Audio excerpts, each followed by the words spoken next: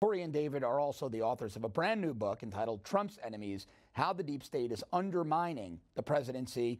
All right, congratulations on the new book. I want to get into that quite a bit in just a little while. But first, I want to get both of your reactions to Michael Cohen's plea deal and the president's harsh response, calling Cohen a, quote, weak person. Corey, first to you.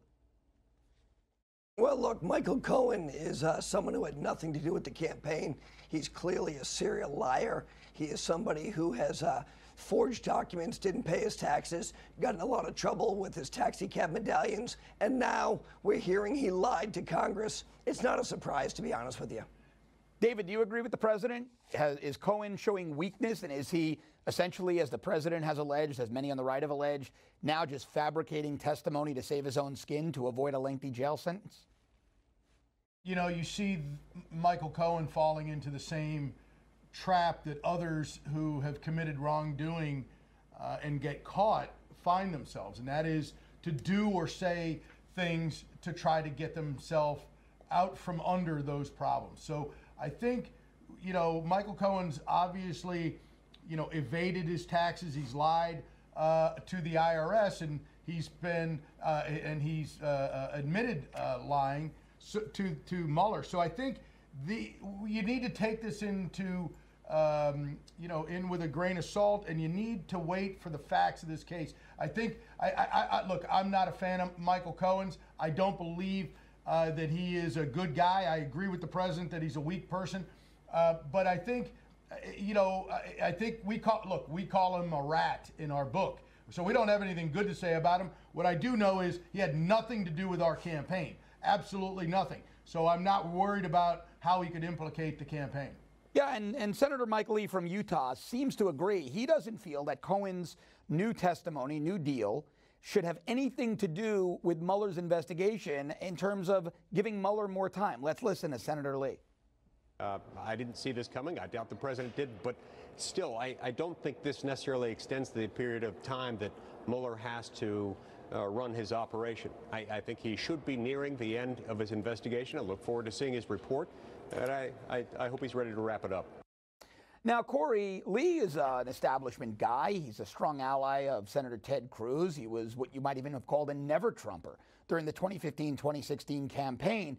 Is his statement indicative of the rank and file, the establishment even, becoming a little Mueller fatigued, knowing there's nothing there and just wanting this thing to wrap up?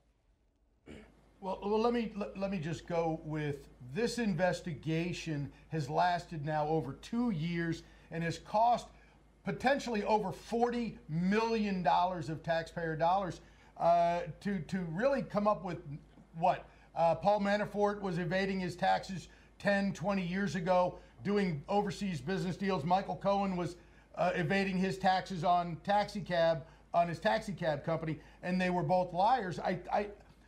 This Mueller probe, as James Comey called it a month or so ago, is in its fourth quarter. I think we need to see the end of this, and we need to see a report that Mueller presents to the Department of Justice so that the American people can have a little transparency here, so we can see what Robert Mueller was doing and what this report says, and did he follow every lead, and including, did he follow leads that would have gone towards Hillary Clinton's campaign, her colluding with this fake, to gather this fake Russian dossier and present it as fact. And let's see what the Mueller probe talks about as far as the FBI and Comey and McCabe and Strzok and Page. And right. Let's see let's make sure the American people see the entire story. Look, Dave, I agree with you. I think Americans are looking at this saying, how can it be that Cohen, General Flynn, and these other people are being prosecuted for false statements, but we know that Brennan lied to Congress. Two sets of rules, John. Yeah,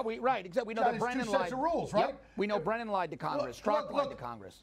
We know that Peter Strzok, the FBI agent, who took the deposition of and interviewed in the 302 Michael Flynn and said that he perjured himself, that he lied to an FBI agent. On one hand, was the same agent who was investigating Hillary Clinton and gave Cheryl Mills and others, Samuelson, an immunity deal. Oh, yes. That really wrecked that case. Same FBI agent, two sets of rules. So I really think the American people need, and I hope that the Mueller probe will go into that. I hope that the Mueller team has gone into that, and that the report will show exactly what happened. And I think the American people are incredibly fair and will look at that and say that, you know what, we need to not have this happen again.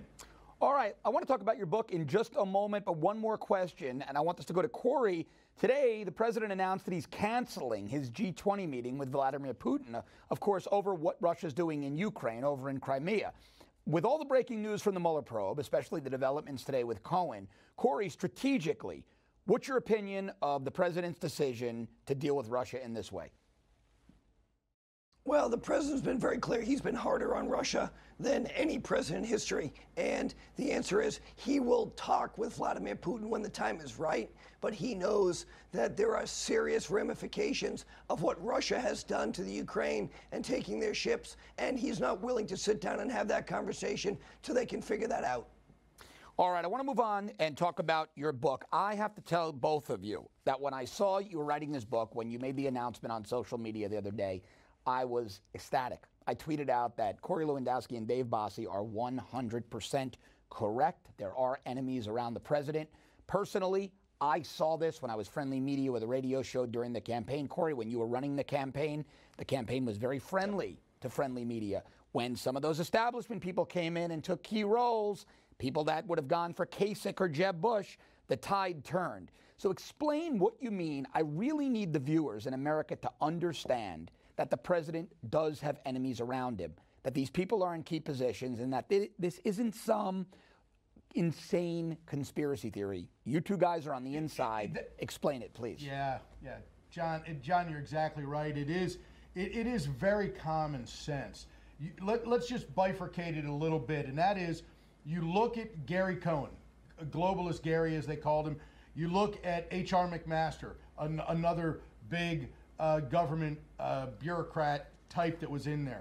You look at other problems around the White House, and now you're seeing the president over the last few months make some changes. So you see John Bolton as the new national security advisor. You see Larry Kudlow coming in as the economic advisor. You see Bill Shine coming in to take over the communication shop. What you see is more people who are dedicated to the president's agenda and making the president's agenda successful.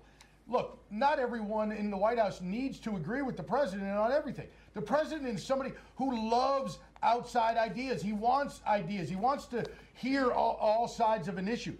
But what he really wants and demands, as does every president, is that once he makes a decision, that is enacted upon. And that's the problem with some of those people who worked in the White House. Those folks weren't on his agenda. They were on their own agenda. You look at the anonymous author of that letter from a couple of months ago. We still don't know.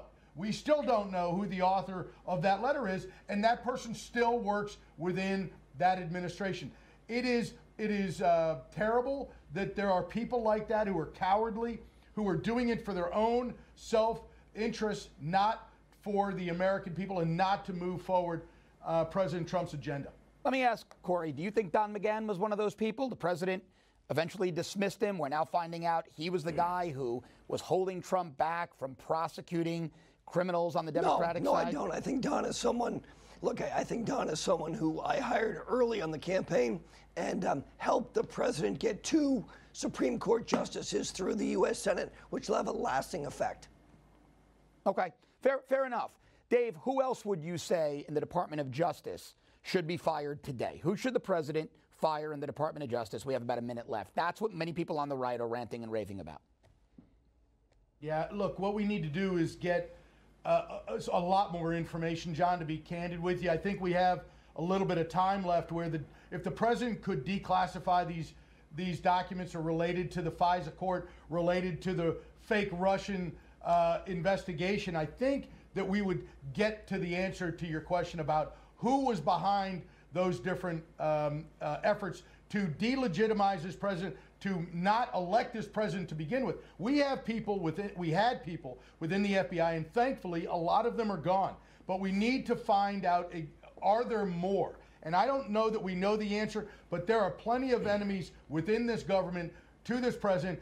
Members of the mainstream media, members of Congress on both sides of the aisle, members of the intelligence community like the Clappers and the Brennans of the world who are undermining this president at every turn. And it is time that this president puts together his team to be forward-leaning, to be solely focused on the 2020 re-election. Fire Bruce Orr. Bruce Orr. Yeah, Corey, absolutely. That's actually one of the names I was looking for. Corey Lewandowski, David Bossie, gentlemen, thanks very much for your time today. Once again, the book is Trump's Enemies. You can get it wherever books are sold. I strongly suggest you do. Thanks for being here. Thanks for watching. If you'd like to see more breaking news coverage, exclusive interviews, and great videos, click over here to our YouTube channel and subscribe. And don't forget to download the free Newsmax TV app. Newsmax TV, it's real news for real people.